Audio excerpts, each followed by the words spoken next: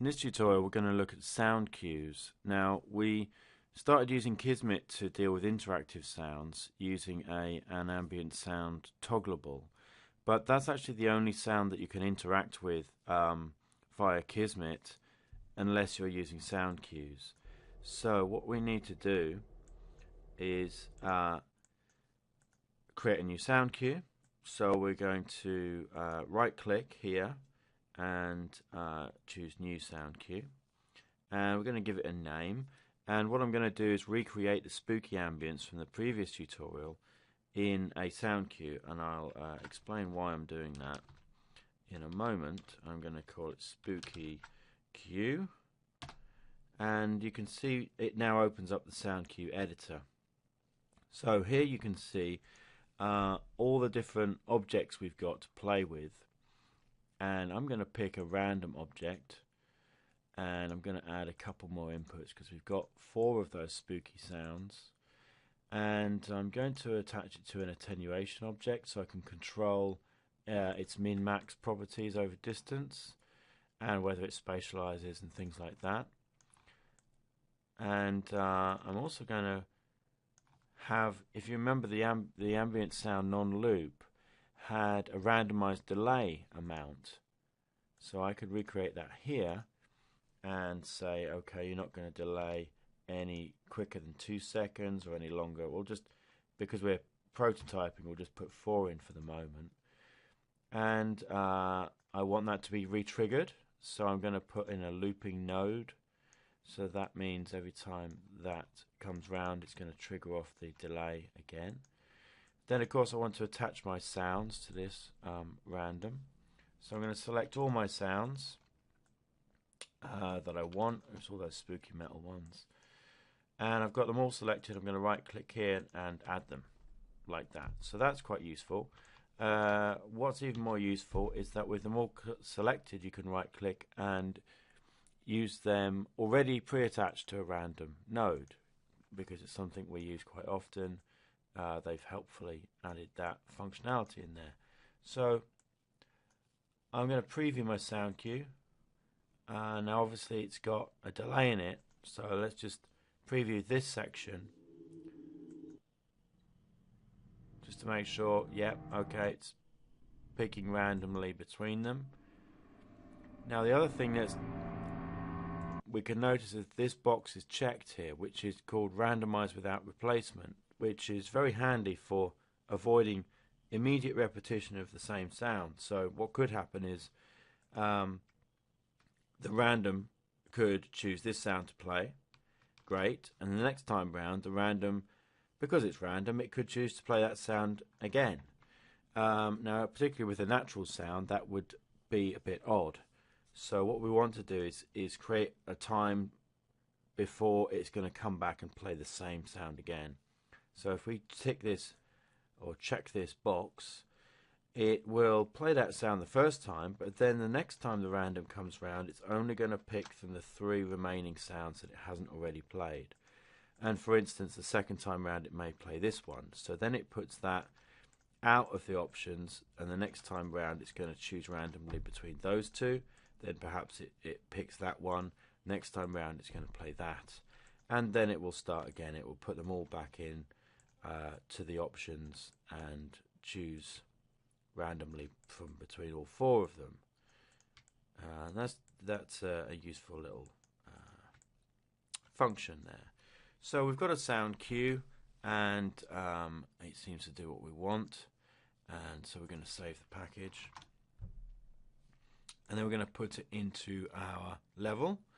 So another new actor is an ambient sound. Okay, now ambient sounds, orange, and with those you can actually add sound cues directly to them. So if we select our sound cue, we add, there we go. Okay. And because that sound cue's got a loop in it, it will just continuously play. So if we start, it should sound pretty much the same effect as we had with the non-loop. that these sounds are being triggered at random times.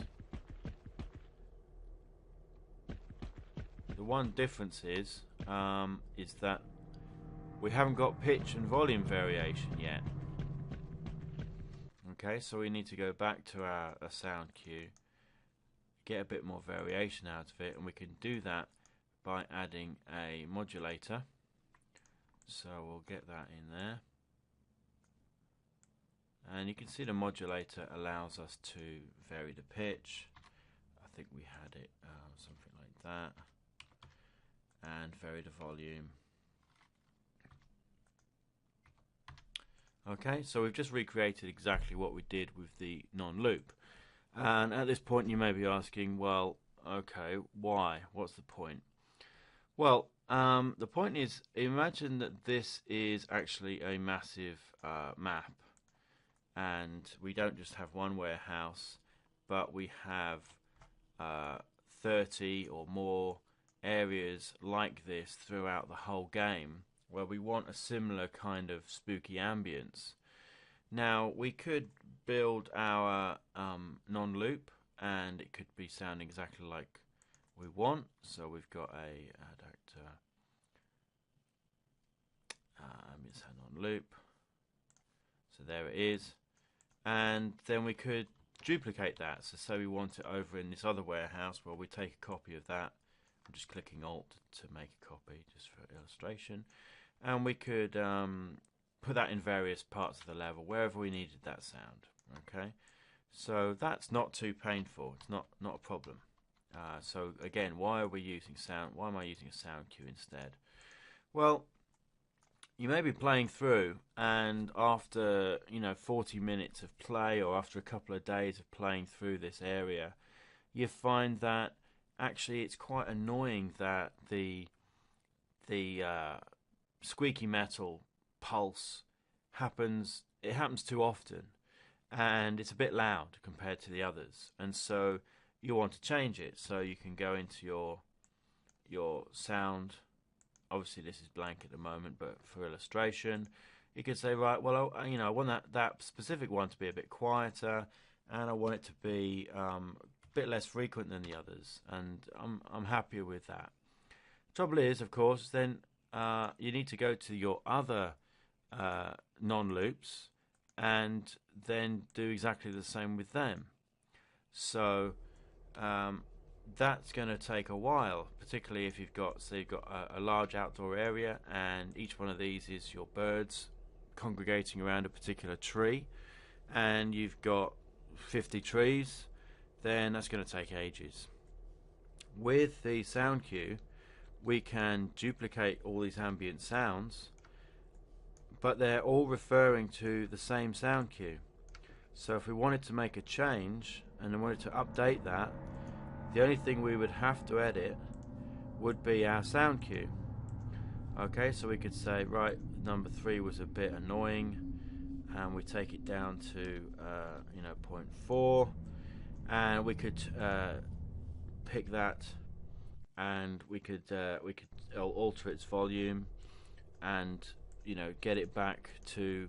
We could add a mixer in here, and we could get it back to exactly the same alterations that we wanted to make, but without having to go through the entire level and re-edit each individual one. So that's the advantage of using sound cues. The other advantage is, if we have enough spookiness for now, the other advantage is that for Kismet to deal with interacting with sounds, you're going to want to use a play sound action within Kismet to make anything happen. So we've done a toggle, and we toggled an ambient sound, toggleable, but everything else we're going to do is going to be using these play sounds, and they don't deal with WAVs, they only deal with sound cues. So if we've got a sound cue there, our play sound will accept a sound cue, but it will not accept a WAV. Okay, so to get onto any kind of further interactions, we need to be dealing with sound cues. Now you can see a number of these interactions, particularly starting in section 200, where we're dealing with memory issues, and we can start to build up some more complex sound cues. So if we come through here, you can see that this is an example of multiple use of those sort of bird sounds for the different trees, but they all refer to the same sound cue. Here you can see that we've got, instead of just a normal trigger, we're using a trigger volume. And when that's touched, so you walk over the bridge, it plays a wooden creak. And if we click this, it will find that object for us, find that sound cue. And we can see in its properties there that wooden creak is non-repetitious, because we've randomly chosen between a number of very short creaks. And within the sound cue, we can build up much more complex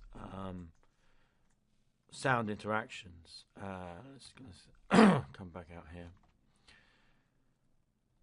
So, for example, this idea of creating lots of variation by layering, what we've got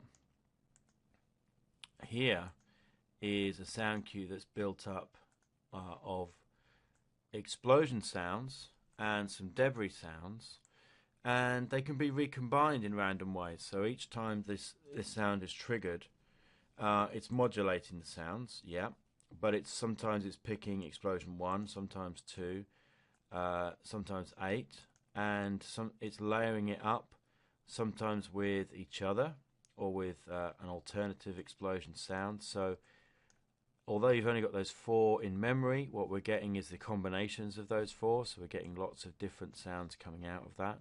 And then we've got those in combination with these 3 dust particles, and so every time we play it, although we've only got a few sounds in memory, we're actually getting lots of different sounds being output.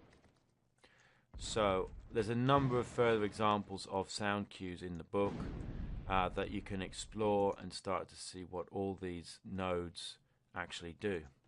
We'll leave it there for now, and we're going to move on in the next tutorial to look at how to make the environment feel a bit more real by introducing reverb.